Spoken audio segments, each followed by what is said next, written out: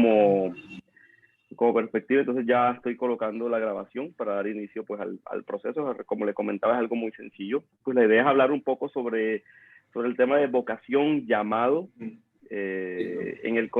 para los creyentes en general. Cómo nosotros como creyentes articulamos esos dos conceptos en nuestra vivencia.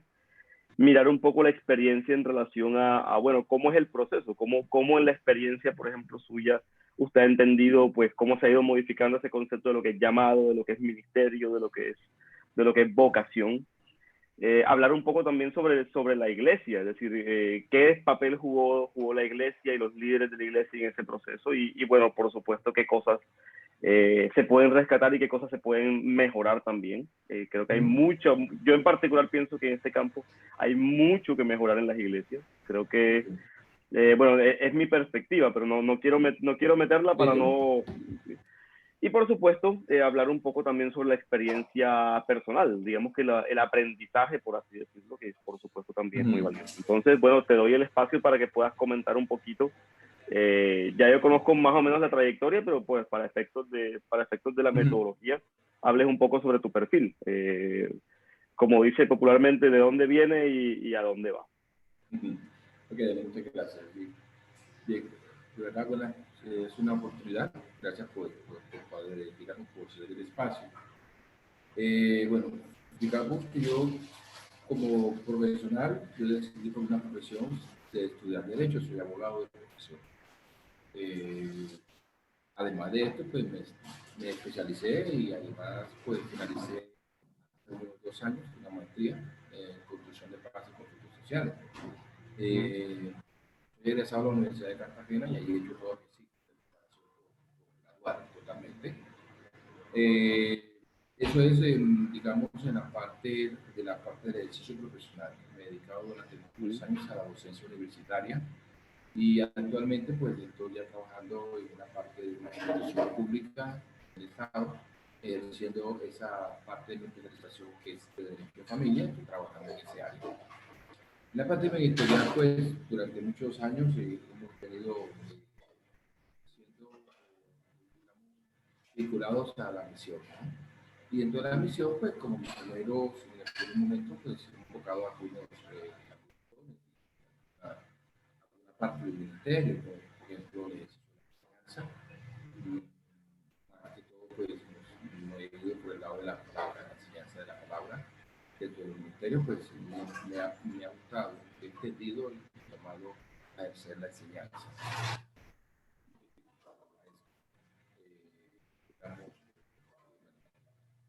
Pues, el ejercicio de la universidad, he trabajado en la pastoral universitaria durante muchos años,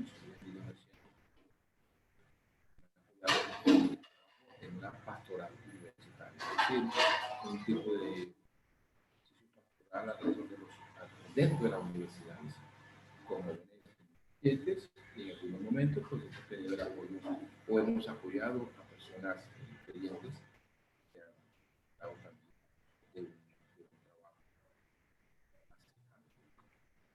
Siempre hemos visto la universidad como ese campo donde convergen todas las culturas, donde convergen todas las circunstancias en la vida. Está no solo el ateo, está el joven dejado, está el abandonado, está la persona excepcional en la vida, está el filósofo, está el hijo, está la mujer vulnerable, la que ha sido sujeto de abuso sexual, el abusador. O sea, en la universidad encontramos un campo abierto, un campo donde están todas las situaciones. También existen dentro de las universidades, pues, además de que hay corrientes filosóficas muy fuertes y el campo de las humanidades sobre todo, también pues existen corrientes a nivel digamos,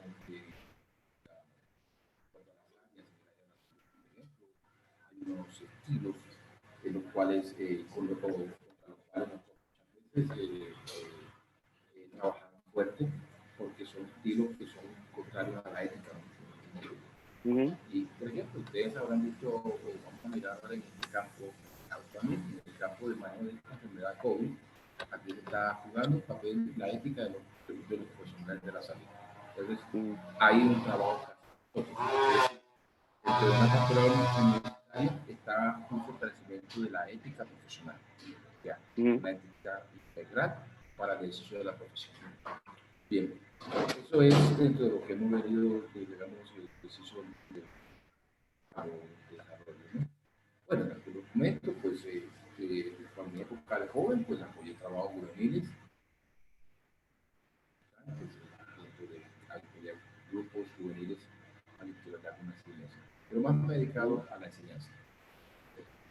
Bueno, tenemos una, digamos, una segunda, antes sobre el concepto que tendríamos, ¿verdad? Llamamiento, Sí, vocación. así es. Digamos que me interesa, pues en este momento preguntarte, bueno, comparativamente cuando iniciabas tu camino en el cristianismo, por lo menos teniendo uso de razón o por lo menos ya teniendo una base, por lo menos bíblica de la iglesia, y mirando la perspectiva de ahora, ¿consideras que ha cambiado tu visión en relación a lo que es llamado, lo que es eh, ministerio o vocación como tal? Es decir, mirando esa perspectiva, digo, mirando el inicio y mirando, digamos que el punto de ahora, Sí, ha sí, cambiado tu perspectiva. sí, a ver, de pronto ha cambiado es la forma de ejercerlo. El llamado, porque hay algo que siempre ha estado bueno. El llamado está allí. Nosotros somos llamados, todos somos llamados al ejercicio de una simple función, y es ir y hacer discípulos a toda la nación. Esa es nuestra función. Eso no tiene que ver con una voz específica, eso no tiene que ver con una situación. Pero existe un llamado adicional a esto, ya en lo particular, a cómo nosotros podemos llevarle la palabra por medio de nuestra profesión. Entonces, yo lo que fui aprendiendo en la vida es a servir al Señor por medio del ejercicio de mi profesión. Es decir, hacerlo en el área, con esta herramienta que Dios me da. A muchos en la salud, Dios les provee. A muchos en el área, en otro área de las humanidades, Dios se lo permite. De derechos y cómo podía ser esta profesión, cómo la podía llevar al servicio, a que las personas conocieran el Señor, conocieran el Evangelio. Entonces, lo que ha venido, como te digo, cambiando un poco ha sido el cómo se hace. Es decir, el llamado sigue igual, la vocación sigue igual, pero el cómo se hace con los años se ha ido variando. Nos vamos a ir acomodando ya cuando uno va creciendo un poco más, va creando estructuras familiares, va creando una base también de implicaciones en el campo laboral, pues también vas viendo cómo el llamado se va dirigiendo a un público que va variando. Por ejemplo, cuando estuve en un tiempo vinculado con universitarios directamente, pues el llamado estaba en ejercicio allí. Cuando varié a trabajar en consultorios jurídicos, pues mi público en ese caso cambiaba a ser usuarios de consultorios jurídicos. Y actualmente mis usuarios están siendo personas que acceden a los servicios de protección de niños, que es donde estoy actualmente. Entonces, en eso va a variar. Es decir, pero siempre Okay. pensando en cómo desde el ejercicio del trabajo de la profesión se puede ir compartiendo la palabra. Ya. Okay. Entonces, ¿tú pensarías que lo que nosotros consideramos llamado, por así decirlo, es algo que aunque tiene una base, va a cambiar en la vida? Porque a veces digamos que la perspectiva en esto es, bueno, y te comparto desde mi experiencia. De pronto yo pensaba, bueno, Dios me va a llamar para hacer esto y toda la vida Sí, voy a continuar de algún modo en una misma trayectoria, por así decirlo. sí. Entonces, ¿crees que es más algo donde, bueno, es más algo abierto, donde Dios va mostrando, va llevando a la gente? ¿O Sí, más algo físico? sí, creo que en eso debemos ser muy abiertos a las circunstancias, precisamente. A veces, de pronto, cuando estamos muy jóvenes, no somos jóvenes o adolescentes, hay una estructura de que el único llamado ministerial son a los 5 ministerios fundamentales de la Biblia. El Ujú, llamado a los apóstoles, maestros, profetas, pastores y evangelistas. Entonces todo el mundo cree que los únicos 5 ministerios que se puede servir son esos y no hay nada más. También se olvida muchas veces la importancia de los dones en la iglesia, de los dones para el ejercicio. Y de pronto se nos olvida de que hay un don que es el don de servicio. Y muchas veces ese se desconoce. Se cree que eso es algo insignificante, de que no tiene los 5 ministerios, no tiene nada. No, Dios puede haber, para eso nos dotó de muchos dones. Entonces, lo que puede ir variando, o lo que puede ser un error que se hace muchas veces, es creer, encasillarnos en que hacemos eso toda la vida. De hecho, yo he conocido varios pastores que en la época de jóvenes, hoy día son pastores, pero en la época de jóvenes eran evangelistas. Y era evangelista, y evangelista de la corbata, y evangelista del pelo chino hacia un lado, y evangelista de la plaza. Y hoy día son pastores, son pastores. Conocí a muchos que eran cantantes profesionales, y el ejercicio de ellos era la música, hoy día son pastores. Es decir, el llamado no es como nosotros creíamos también que era un estándar, o que te convertía en una camisa y que tienes que hacer lo mismo siempre. No. De hecho, si uno mira, por ejemplo, el ministerio de Jesús mismo, no vimos a Jesús, a ver, vemos a un Jesús que enseñaba, vimos a un Jesús que en algún momento regañó en la iglesia, regañó al templo, cuando quitó desorden en el templo. Eso es disciplina, o sea, es el hombre que llega con autoridad y disciplina. Ahí no estaba enseñando, él puso disciplina. También vimos a un Jesús que sustentó gente, porque la gente dice, no, es que nomás él es el pan, sí, él es el pan de vida, pero él proveyó de alimento físico a esas personas. Él no mandó cuando los 5.000, con la mujer y los hijos, que eran como 15.000 o 20.000, él no los mandó para su casa sin alimento. Y se convirtió en ese momento, fue un gestor social y un proveedor de alimento. A la mujer, digamos que a la mujer samaritana, sí, trabajó con su vida espiritual, pero también con su aspecto moral. O sea, hay un concepto moral, hay un aspecto espiritual, hay una salvación. O sea, ahí tenemos tantas cosas nosotros. Carpintero, bueno, y creo que fue más carpintero que incluso, por así decirlo, Mesías, entre comillas, hablando sí, de la porque, profesión. claro, porque fueron 30 años acá y solamente 3 en el ministerio. Ya, entonces, 30 años ejerciendo una labor. Entonces, de pronto, ¿qué nos tocó a nosotros afinar? A ver qué vamos aprendiendo. Uno, pues el Señor es cambiante. O sea, es cambiante, es decir, él no cambia, Dios no cambia, sino nosotros vamos variando, acomodando las circunstancias. Hay que tener una voz, digamos, una alerta, entender cuál es la necesidad que se da. Es que muchas veces nosotros creemos que Dios actúa y tiene que hacerlo como un estándar o común. Y si nosotros miramos al Dios en las Escrituras, con cada uno actuó de forma diferente. El llamamiento a Jeremías fue diferente a Moisés, el llamamiento a Daniel fue diferente a Jeremías. Y así sucesivamente nosotros vamos viendo líderes que Dios va llamando. Entonces nosotros, ese fue un error de pronto en que nos encasillaban. De hecho, a mí en mi época de jóvenes, ya cuando una de las preguntas que de pronto quería saber es si las iglesias realmente nos instruyen totalmente al ejercicio del ministerio. Algunas veces mi respuesta es no lo hacen bien. Algunas veces, como hay un estándar en el pastor trata de reproducir pastores. Si el pastor es evangelista, solo quiere reproducir evangelistas. Y no, interesante. Hay que reproducir en más ministerios. ¿Por qué? Porque si todos fuéramos ojos, entonces ¿de qué sería el cuerpo? Si todo, y eso lo enseñó el apóstol Pablo, si todos fuéramos manos, entonces ¿cómo sería el cuerpo? Y por eso Dios constituyó ministerios, pero hay muchos dones que son necesarios para la edificación de la iglesia, para el ejercicio mismo y para la salvación de las otras personas. Sí. Y en ese orden de ideas, ¿se podría considerar, por ejemplo, que la profesión específica de una persona es su ministerio? Es decir, creo que llegábamos a un punto importante de que a veces limitamos los ministerios de la iglesia a los 5 que están descritos. Claro. Sin embargo, Pablo en su disertación de los Corintios, pues realmente amplía el rango de esos ministerios. Y yo me pregunto por qué la profesión no puede ser perfectamente un ministerio específico. Claro. Es decir, desde la vocación o desde la formación. Claro, ¿por qué no puede ser también un ministerio, considerarse como un ministerio que también se claro, pone al servicio del reino? claro.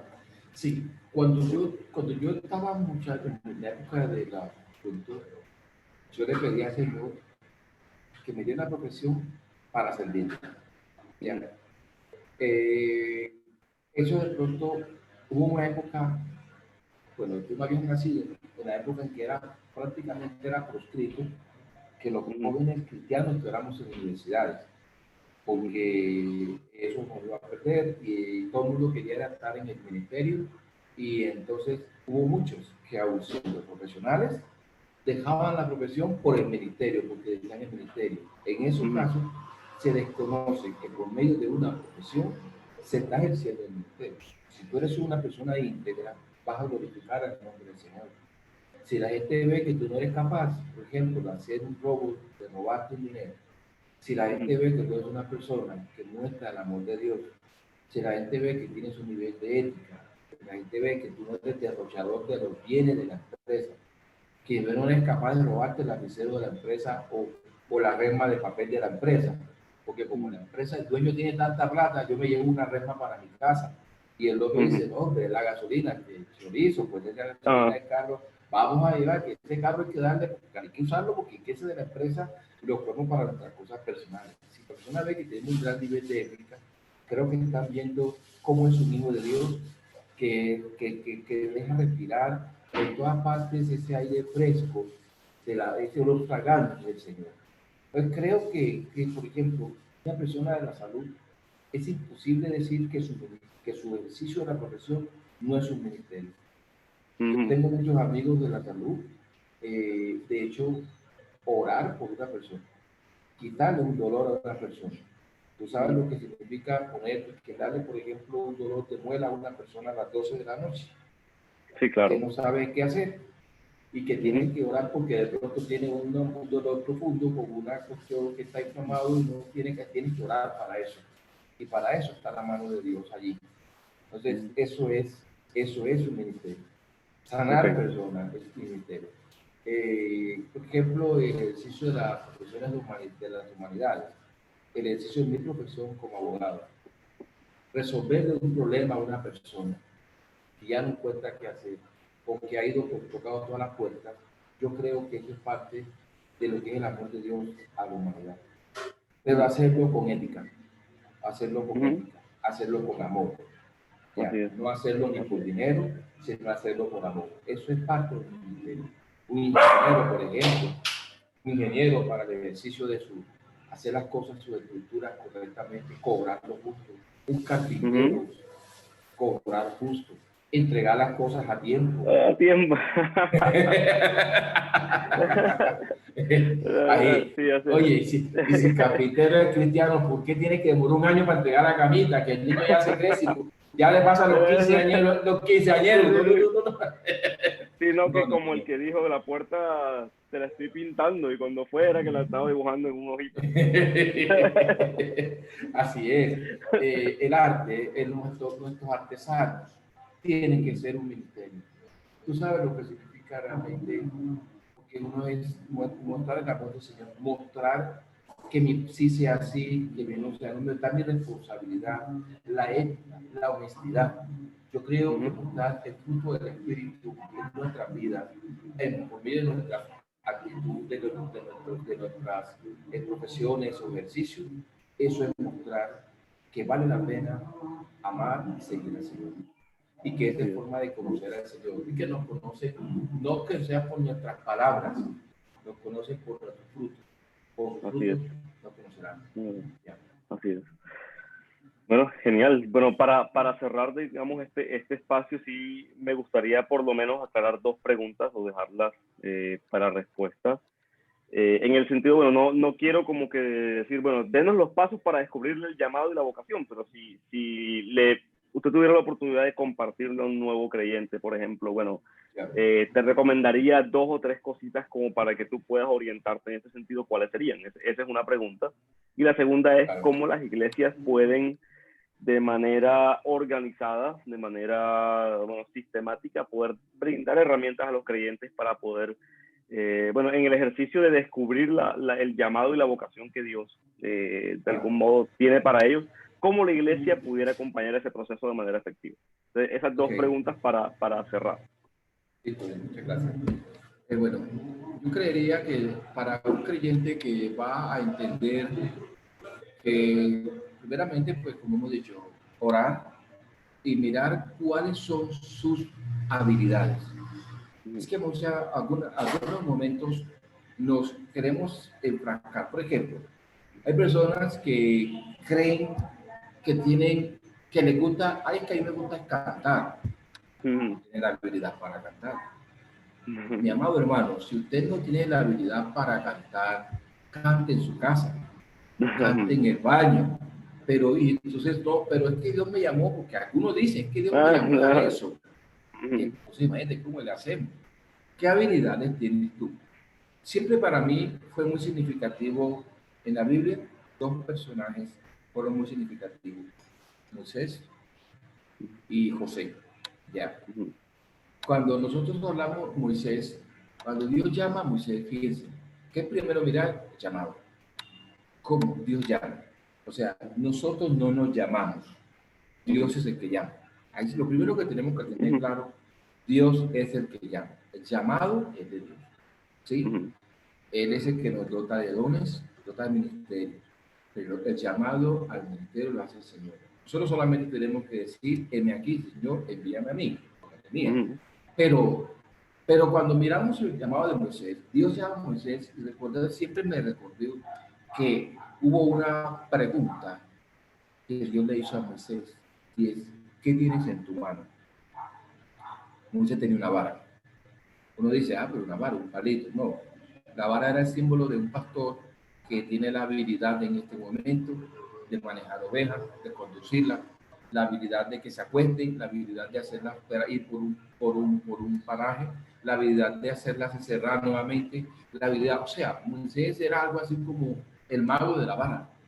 O sea, esa fue lo que Dios le dio en su mano. Dios te da muchas veces en las manos una profesión, un arte, un arte.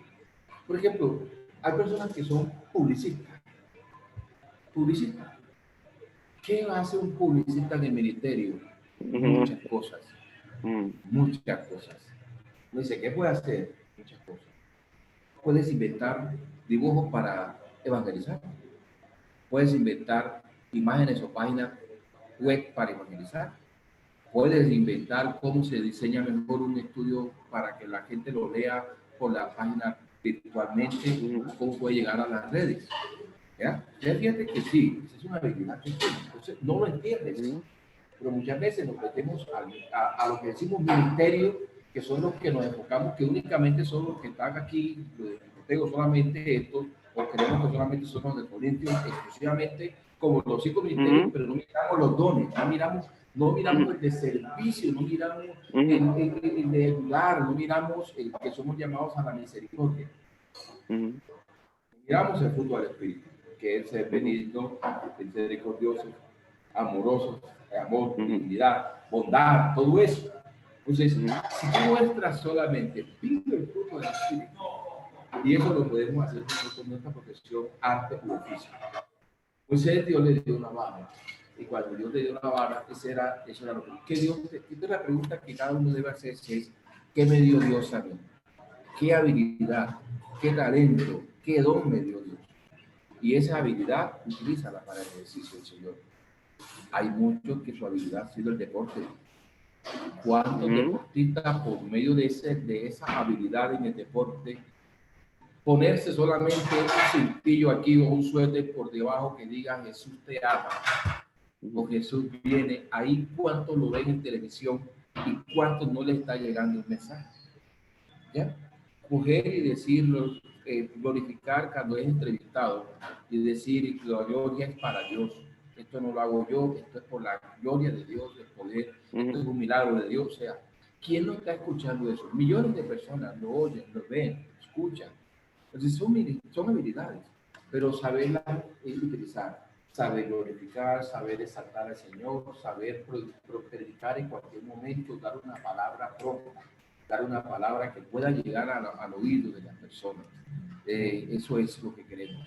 De pronto es un artista, de pronto es un gran carpintero, un gran pintor, de pronto es un músico, pero saber siempre estar dispuesto a compartir el amor del Señor, la misericordia de Él, y que Él es quien salva, quien sana, quien restaura y quien vuelve a la tierra.